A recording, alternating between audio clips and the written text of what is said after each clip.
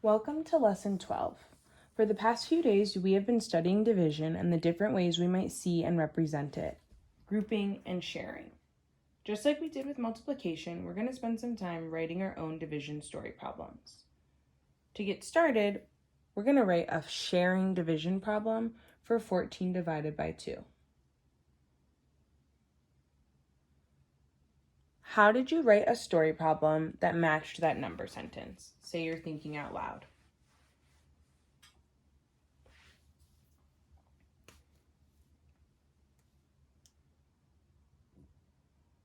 Ooh, I heard you say that the first thing that you did was you drew a picture to match after you labeled this equation. Let's label this equation. So we know that 14 is our what? Total. And we know that in a sharing problem, 2 is our what? Say you're thinking out loud. Yeah, 2 is our groups. So here's what a picture might look like, where we know that we have 2 groups and 14 is our total. Why is it important to represent our story problem before we write a story? Say you're thinking out loud.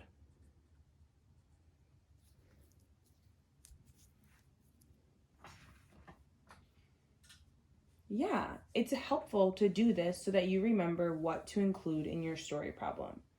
So we know that in this story problem, we have our total and our groups. So what does that mean we have to figure out when we write our story problem? Yeah, we have to find the number in each.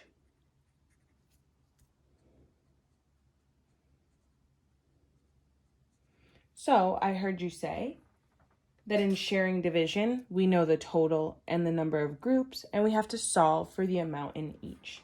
Smart. Good mathematicians always make sure they have a clear representation. And since we're new to division story writing, it's smart to create a picture or an array and label the equation before you tell your story.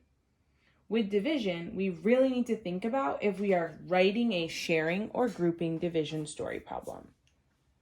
Here's the story that we came up with. Jake had 14 cookies. He wanted to make 2 bags of cookies with the same amount in each. How many cookies are in each bag? How does this story tell about sharing division for 14 divided by 2? Say you're thinking out loud.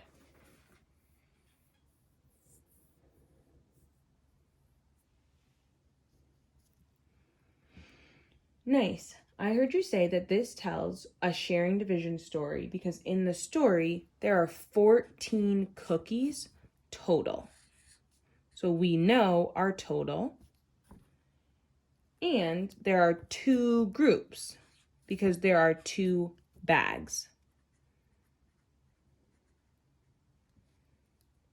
And they're asking us to figure out how many cookies are in each.